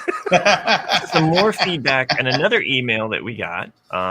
So I'm going to go ahead and begin to read this, and it'll tie back to what you're talking about, Chris. Here, we get this feedback in. It says, nice "Hey, segue. Jack, Nick, Matt, and Boston. I hope you are all. Just go off in a different area. I hope you are all Talking about doing well. Loki, and all of a sudden you're reading the email. No. The email ties back in. Just tie-in. just hang in there. This is. Relax. Just because you weren't first. I was I hope, first. I hope you're doing well. I've been meaning to email. This better be a fucking great email. for weeks. What's strange is like some of her like letters are larger than others, so it kind of gives certain emphasis. It's a Loki opening. It's credits. I hope you are doing well. I've been meaning to email for weeks, Nick. I totally agree with you. I don't consider myself a millennial, and I was born in 1984. I don't understand the need to name or define generations, but that's just me. I loved Black Widow. It was great to see Scarlett Johansson as the lead in a Marvel movie. I enjoyed the movie. We lost Jack. I enjoyed the movie, but I feel like they should have released the movie earlier. The movie turns camera off. Maybe he's having internet. No, device not connected, so maybe he'll come back. I enjoyed the movie, but I feel like they should have released the movie earlier. This movie, where is that at? Should have been released after Civil War. Should have been the first Marvel female superhero movie. I feel like this is Marvel's one mistake so far. They didn't do it earlier because female superheroes don't sell toys. Ugh. I heard. Hold on. Let's just address this. Or do you want to read? Do you want to read the whole thing, or do you want to address this? Go ahead. That's a bold statement. Yeah, like I agree that I wish this movie would have been made earlier for sure. Mm-hmm. I almost consider, like, I don't know if you guys ever watched A Red Sparrow with Jennifer Lawrence. It's not that great of a film at all. But I almost, if you work the way my mind works, I almost consider Red Sparrow with Jennifer Lawrence to be a Black Widow origin movie, because it's kind of the same premise in Black Widow. Have you guys seen Black Widow yet? No. Not yeah, yet. I have. Funny story. You and I both have. I was actually so I'm home by myself, no kids, no wife, and I was sitting there. I'm like, break out the fleshlight. Get Scarlett Johansson on the screen. Black Widow. I'm gonna see Black Widow, and I was like, oh shit, I'm gonna go see. I'm gonna get some fucking popcorn. It's gonna be sick. Yeah. And I was like, oh fuck, fleshlight. Well, Red Sparrow is kind of the same premise, as in, like, because you do see a little bit of in this movie of Black Widow's origins, and that she was taken when she was a little child, and put in this Russian kind of spy academy. And it's kind of the same thing with the Red Sparrow, is that this Jennifer Lawrence's character, becomes a Russian spy called Red Sparrow instead of Black Widows. And it's like, if you want to view that movie almost as an origin of Black Widow, and just kind of like, just all you have to do is change a few little details, you're like, that totally works. And that's kind of how I see this movie, is like the second of like a trilogy or a story of Black Widow. So wait, what was the first Disney Plus Marvel movie or show? Well, the first Disney or Marvel female action movie was Captain Marvel. Yeah. No. What? I'm going back to her point, saying that the whoever wrote this, I haven't got a name yet. This should have been the first Marvel female. Should have been the first female lead. So who was the first female lead movie? Captain Marvel. I'm sorry. I'm thinking of. I'm sorry. I'm separating the two. I'm thinking of Disney Plus versus the Marvel Cinematic Universe.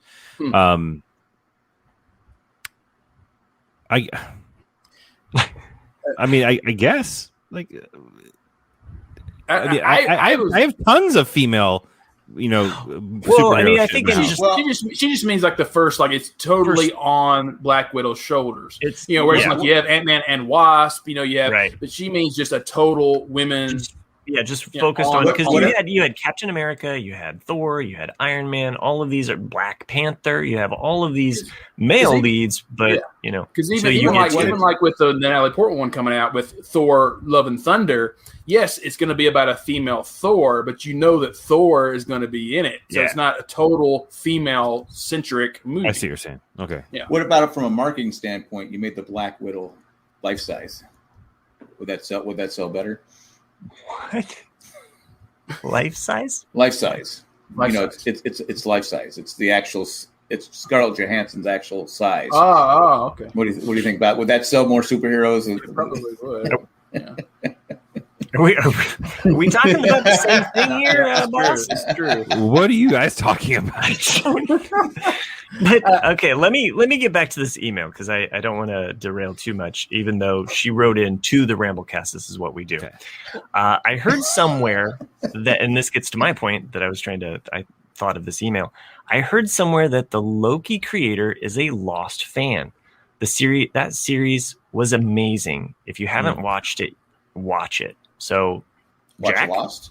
No, Loki. Oh, Loki. Okay. Yeah. So I plan on doing it because I like Owen Wilson, and I like the guy the Loki guy? What's his name? Tom Hiddleston. Tom Hiddleston. Yeah, that's it. I can never remember his name. I always see him on. Well, I've seen my youngest grandson now likes Cars, so the movie Cars. So I watch it every day. Well, I'm glad you're back for this part, Jack, because the next part says, Jack, you should watch The Princess Bride. I didn't see it until I was in college. One of my roommates in college was obsessed, and I had to watch it. I really loved it. All right, I'll give it another shot. Thanks for not spoiling Ragnarok TV show. I was watching one episode a week with friends. Awesome. So, have any of you seen Ted Lasso? If not, you should watch it on Apple TV. I recommended it on this show. Fuck you, Jack. I've talked about it many times. I've watched the first 9 seasons. You all are going to feel like heels. There's been 9 seasons of Ted Lasso. No, but the new season comes out next week. Yeah, you guys should watch it. If you haven't watched it, catch up. Okay, I'm going to finish this fucking email. All right? You wrote in the Ramblecast, and that's what we do. Okay, I've watched the first 9 episodes in about 24 hours. Of course. Yeah. They are only 35 minutes. I decided I wanted to save the last episode for tomorrow. I totally get that. The second season starts on Friday. Thanks for everything, guys. Maggie, the fucking magnificent. Thank you for sending that in. Yeah. Thanks, Maggie. All right, I will watch the. That was Bride a fucking again. Great email. So, and I wanted to bring it back to fulfilled. Loki and the idea of how it tied into Lost. So I got to and watch the fact Princess that she- Bride and Loki. Once I finish, Thomas the Train. You'll get on it. I've been watching that too. Kim's Convenience. Kim's Convenience. I have like 5 more episodes to go. Now, Jack, when it comes to the cartoon Cars, I think it's fine. It's healthy for a child to like that. It's a good movie. However, if your nephew starts really sympathizing with Fillmore, then that's when you need to probably. That's his favorite. That's his favorite car. See.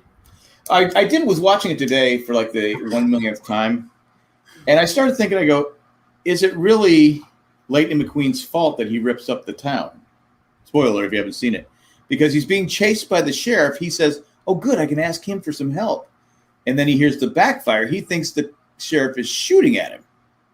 That's what freaks him out, and he goes into the town. So, is he technically wrong?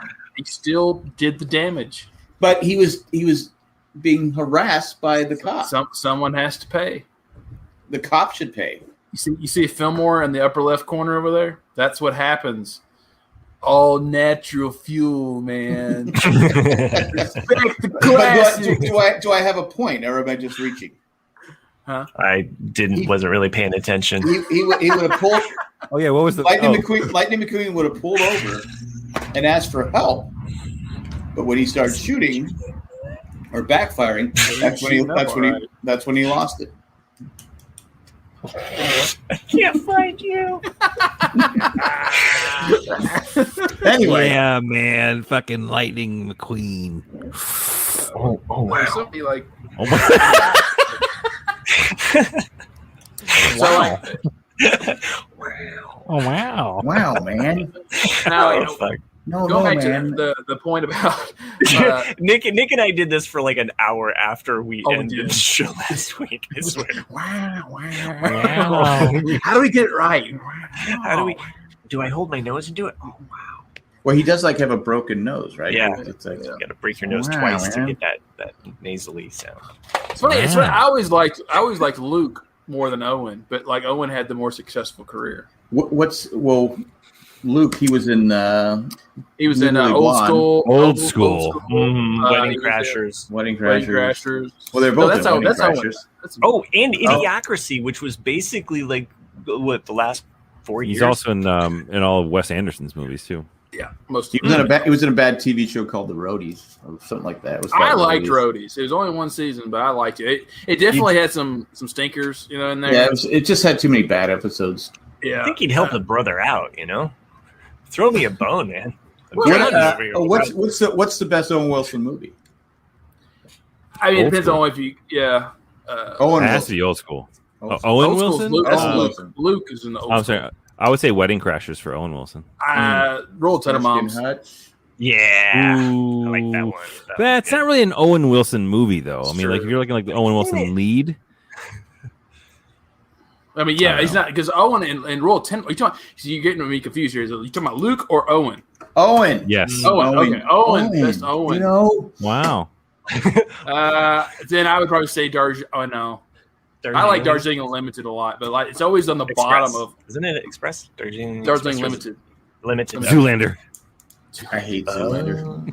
What? Zoolander sucks. What? I love Absolutely. it how his friends die when they're like at the gas station. I know. Throw them the gas. I cannot hear "Wake Me Up Before You Go Go." The weekend. It's "Wake Me Up Before You Go Go." I cannot hear that song without thinking that scene. I stopped watching it. I watched like 25 minutes of it. Has the same vibe. It's the Chris. best fucking movie. It's so not the good. best. You guys like shitty. I'm an movies. MB Turner. I think I told Ethan that we're basically a rock, paper, scissors of culture on this show, right? Like each one of us, like I'm like, that kind of Zoolander's sucks. a fucking classic. I say on a weekly, probably 3 to 4 times a week, I feel like I'm taking crazy pills at work. I quote that movie all the time. And people go, "Oh yeah, that movie sucks." No, they don't. Yeah, they do. What's this? A school for ants? They're afraid to tell you because it's you're the boss. School for ants. And it's got the great cameo with Will Ferrell in it too. Yes, Yeah. it does. Mugatu. Bowie. Oh my gosh. Oh, by the way, Files are in the computer. I want to say thanks though to the listeners. You know, the who- two people that are high are laughing at this. The other two that aren't. Yeah, that's What are you talking about, Jack? Yeah, what am I talking about? you and me, man. You and me going this over here. Okay. As Matt goes back to his poppy field. Poppies, man. It's all about the poppies. Look, Zoolander's a great flick. I just want to say thank you before I forget to two listeners that were in the chat that suggested Girls 5 Eva on Peacock. I loved that show. That was fun. That was a fun watch. And if for anybody that's seen that show or knows what I'm talking about, check it out. Stick with it past the first episode. You know, pilots are always a little bit, but I think it really starts to gel. And I like the main Starts to jail, man. You pop a couple of those. It's the funniest fucking show you've ever seen. The main lead. Well, actually, like all of them are great, and yeah. there's a line in it that just cracks my wife and I up. We say it to each other all the time now. There's a scene where one of the characters says, "That's a lot of wind, babe." And it's just so. It's just kind of out of the blue, but. Let me go get high and then do that scene again, and maybe I'll laugh. We weren't high. Well, maybe one of us was. That's a lot of wind, babe. I don't get it. It's good. It's good. How is that funny? Well, you have to watch. I'm asking a serious question. Okay, well, my wife because canceled Peacock. She said we're done. We weren't watching it. I go. I was. Well, if you go back to Peacock, check it out. I am going to go back to Peacock. Yeah. I just haven't done it yet. Girls 5 Eva, I do highly recommend it. I did watch The Right Stuff again the other day. Sorry, I'm laughing because you always rewatch stuff like Miami Mike points it out, like right in here he says when Jack finally watches The Princess Bride he'll do a rewatch. Yeah, because I want to bitch about something once a year. No, but I noticed. You remember The Walking Dead? Herschel, you played Herschel, is in The Right Stuff. Oh, plays Scott Codwell. Wow, plays Scott Codwell. It's close. It's close. The guy that went Mach 2. Oh yeah. I'm like, what show is this guy? And I go, well, that's Herschel from Walking Dead. Except he had 2 legs. This show needs 2 commercial breaks. Really? Okay. Chris is zoned out. Man, we've reached that point. I popped too many of them. Well, I need to have a pause for a second. Okay. And we're Zoom. So before we started podcasting, are you praying, Chris? No, he is totally in the. Are you peeing? He's in the Magnum zone right now. He's sending. So before we started podcasting, a couple of the hosts were really thirsty for married life after nightlife, and I was talking about. Oh yes. I just got a message from Matt, and they're asking if I had met any lady friends lately, and I said no, not really. I was like, however, no, Nick. I said, are you getting laid? Yeah. I was being nice. I was like, so yeah. If you gotten laid lately, would you tell us if you got laid? We really want to know the detail. And so we're living vicariously through you, Nick. We married men have to live vicariously through the sexual encounters of bad decisions and bad mistakes. I will tell you another story that I didn't talk about. So just speaking of getting laid. So if you remember last fall, I went on 3 dates. It's a simple yes or no. It's a simple yes or no. No, but I'm not getting laid. But I went on a date with a girl that I told you guys I thought was a little crazy, right? Yeah, if you remember that. And so she contacted me not too long ago. Was like, hey, like there's a place having crawfish. Do you want to go eat crawfish? I was like, sure. Like I'll go out and eat crawfish. And she kind of was like, I could tell that she was still hung up on me when I got there, but she was like, blah, blah, blah, blah. She's like, we can just be friends with benefits if you want. And I just kind of was like, tempting. I was like, however, I was like, what happens all of a sudden, if we're sleeping around for a month and then I meet someone I want to date, next thing I know, you're coming at me with a knife. And she kind of was like, yeah, that's probably true. And I was like, yeah, see, so you are crazy. So did you get the crawfish? I got the crawfish. I'm not going to turn the crawfish. Are you talking about the same thing? No, I'm talking literal crawfish. He's talking about figurative. Yeah. Anyway, so time for Nick to get about a bag of. Yeah. My house is not that big, but I have a little spare room. That's what she said. It was not part of my lease, and my landlord came to me a few months ago. Was like, I'm going to renovate that back room and rent it out to someone who just wants to use that small room for just a place to sleep. Is it connected to the house? It's connected to that, but I cannot access it through my house. Okay. So crawfish girl's coming over? No. She's going to. No. This is a different thing, right? Okay. Yeah. Jack, let him finish the story because I do have to go to bed at some point tonight. Oh, okay. So, I had jokingly with my landlord going like, yeah, make sure it's a smoking hot girl, when you rent it out. And so Saturday he rents it out, and sure enough, it's shut up, Jack. Yeah, it's a 28-year-old woman, and I was like, ooh. Oh, hey, me, I'm like, hey, like, need any help moving in? Like, trying to be as nice as I can be, but then like, can I fix the cable? Yeah, like, sounds like, yeah. Exactly. Do you have any copiers that need fixed? Exactly. Yeah. So Pizza Boy enters the room.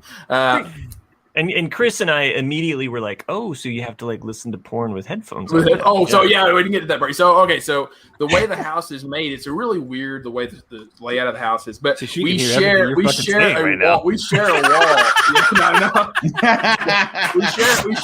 because you're not quiet right now. We share a bedroom wall. But so it was like I've literally like snuck into my bedroom for the last 2 nights and like tried to make as minimal noise as possible because like that Dad, wall he's talking about guns and cars and stuff. My God, it's about cars. He's talking about his dad's gun case. I don't trust the government. He's anti-government. Well, actually, call the FBI, please. Help me. He has a disturbing amount of Legos in the window. He dies. I need to move out of here. But I was saying like just like so many weird things. But like one of the things is Nick's only got one scope to check her out in the parking lot. And it's a tied to a gun. His alarm clock is John Williams' symphony. There's a magnified 10 over here. Look at that. Look at that. Get you through my crosshairs. She's super chill though. But like I was hearing stories about his mom wearing a mask. Oh, does that do it for you?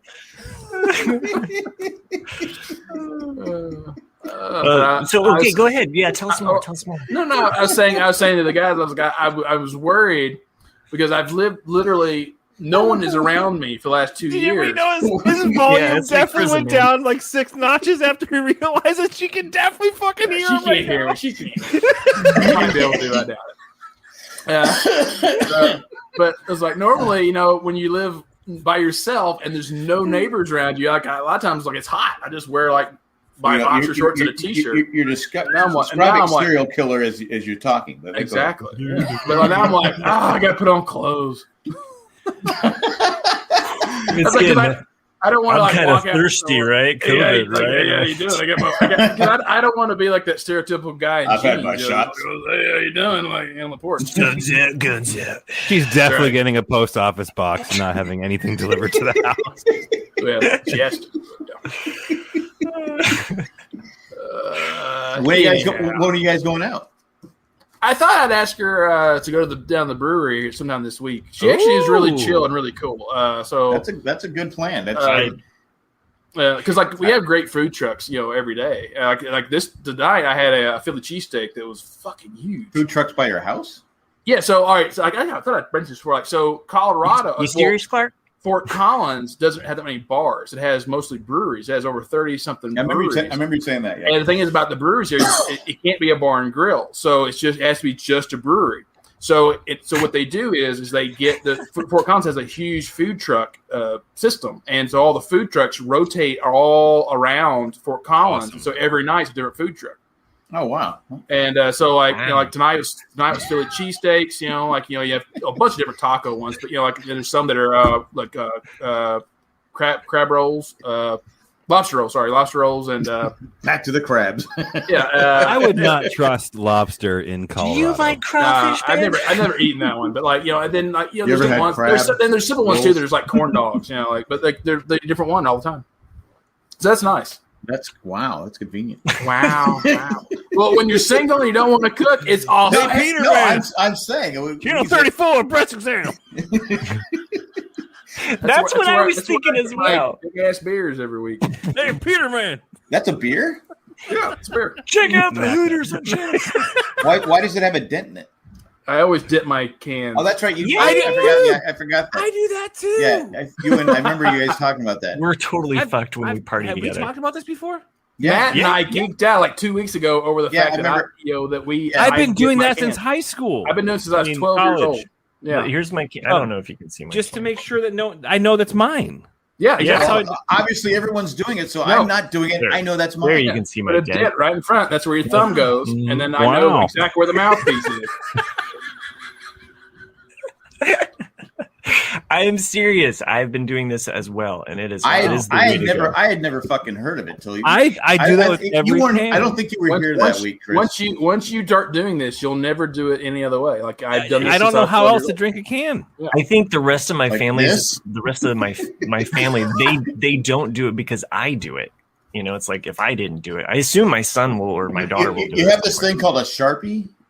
You just put your name on on every No. can. This is manufactured your thumb. It's just right there. Carry You don't- Sharpies to parties. But if Oh, if everyone's doing it, No Okay, one does then that. you can do These it are on the the back. only- making only is I other think two we're the people- only three I probably wouldn't people- drink anything. I wouldn't drink anything that Matt had. I've never met somebody else who does that, and now I've been podcasting with two people for the last fucking 12 years that do it. I've two are never the met only someone people do I've it. ever known that. I mean, now I thought it was just Matt and I. Now you say you do it, so now it's three of us that I know that That's do You know it. fucking what? insane. I'm going to start doing it tomorrow. No, fuck off, Jack. You can't. This is our thing. No.